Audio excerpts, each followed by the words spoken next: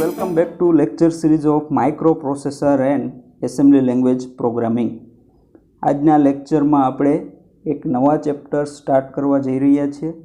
આપણા સિલેબસનું last chapter છે જે છે એડવાન્સ માઇક્રોપ્રોસેસર. એ એડવાન્સ માઇક્રોપ્રોસેસરની શરૂઆતમાં આપણે 8086 માઇક્રોપ્રોસેસર જે છે એનું આર્કિટેક્ચર આ લેક્ચરમાં આપણે જોવાના છીએ. અગાઉના લેક્ચરમાં આપણે ઓલરેડી કમ્પેરિઝન બિટવીન 8085 માઇક્રોપ્રોસેસર અને 8086 માઇક્રોપ્રોસેસર જોઈ ગયા છીએ. જે લોકોએ એ લેક્ચર ના જોયું હોય તો ફરીથી એ લેક્ચર જોઈ લે, ત્યારબાદ આ લેક્ચર જોશે. તો 8086 માઇક્રોપ્રોસેસર છે એ 8085 માઇક્રોપ્રોસેસરનું એડવાન્સ્ડ વર્ઝન છે અને એ 1976માં ઇન્ટેલ દ્વારા ડિઝાઇન કરવામાં આવ્યું હતું. એના ફીચર્સ જોઈ લઈએ તો આપણે અગાઉના લેક્ચરમાં જે કમ્પેરિઝન જોઈ હતી એમાં પણ આપણે ફીચર્સ જોયા હતા. ફરીથી એ ફીચર્સનું આપણે રિવિઝન કરી લઈએ. તો સૌથી પહેલું ફીચર્સ છે તો કે એમાં ઇન્સ્ટ્રક્શન ક્યુ આવેલી હોય છે. આપણે અગાઉ જોયું કે 8085 માઇક્રોપ્રોસેસરમાં આવું કંઈ હતું નહીં. ઇન્સ્ટ્રક્શન ક્યુ આવેલી હોય છે. એ ઇન્સ્ટ્રક્શન ક્યુનું શું કામ હોય છે તો કે જો એક ટાઈમ એક ઇન્સ્ટ્રક્શન આવી તો એને ફેચ કરી, ડિકોડ કરી અને એક્ઝિક્યુટ કરવાનું સ્ટાર્ટ થયેલું છે, તે જ ટાઈમે બીજી ઇન્સ્ટ્રક્શન આ 8086 માઇક્રોપ્રોસેસર ક્યુમાં રાખેલી જે ઇન્સ્ટ્રક્શન હોય છે એને લઈ અને એને ફેચ કરવાની કોશિશ કરે છે.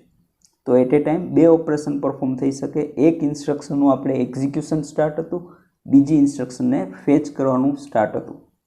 આ રીતના ટોટલ 6 ઇન્સ્ટ્રક્શન છે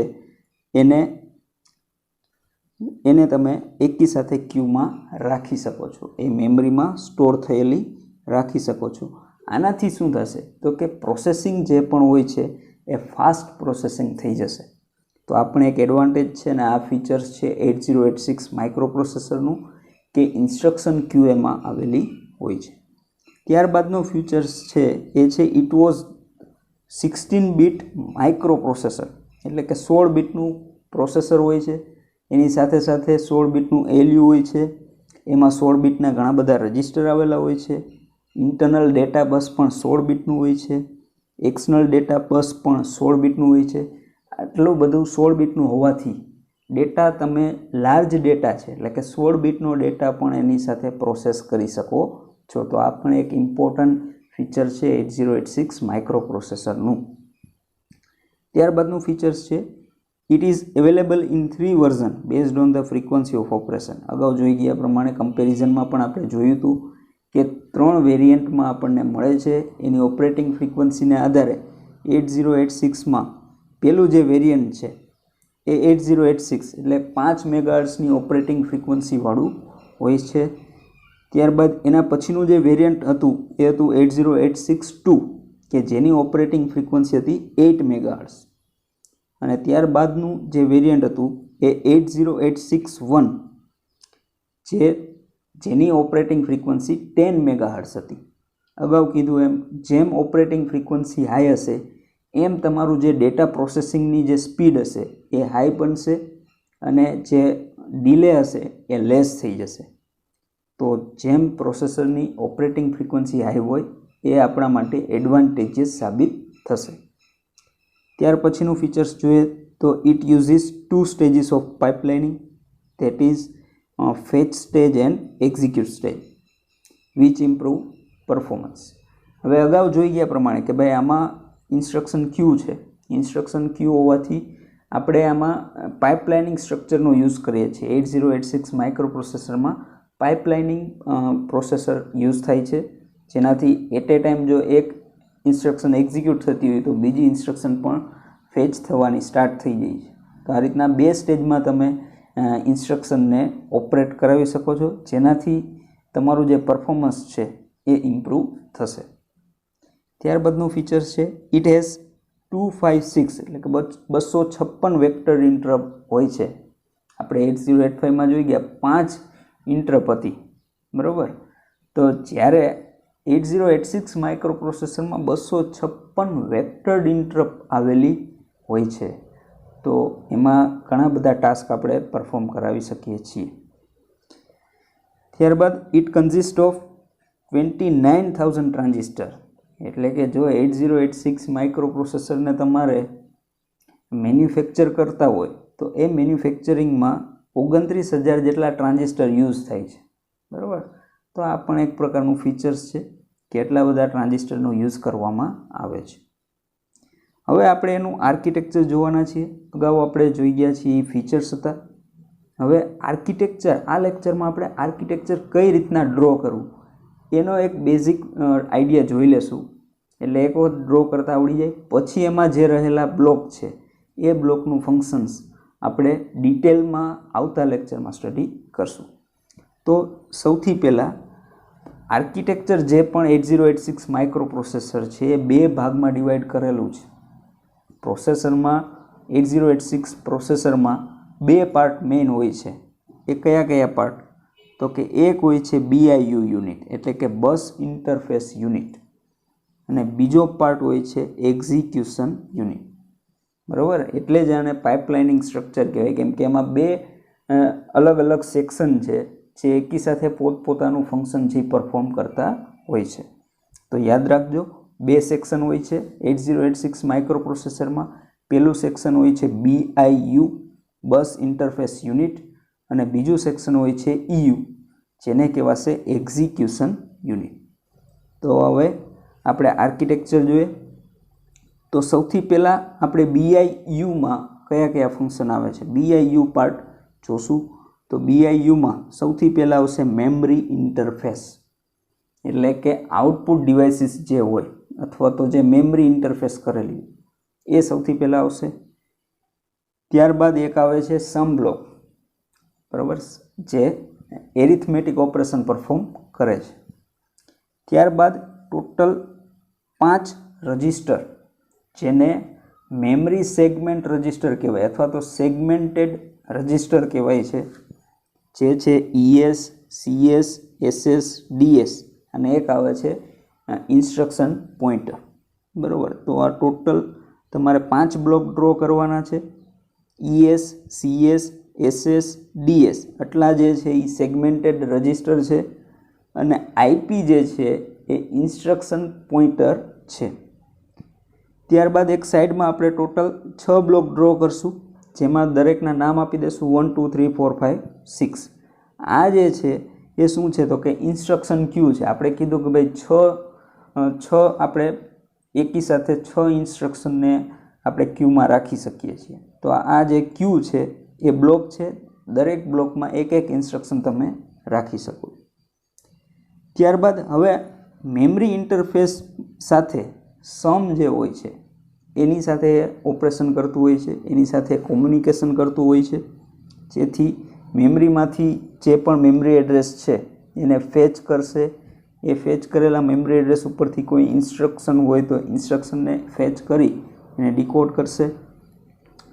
ત્યારબાદ આ જે પણ સમ છે એની પાસે ઇન્સ્ટ્રક્શન ક્યુ સાથે પણ કોમ્યુનિકેશન કરે છે.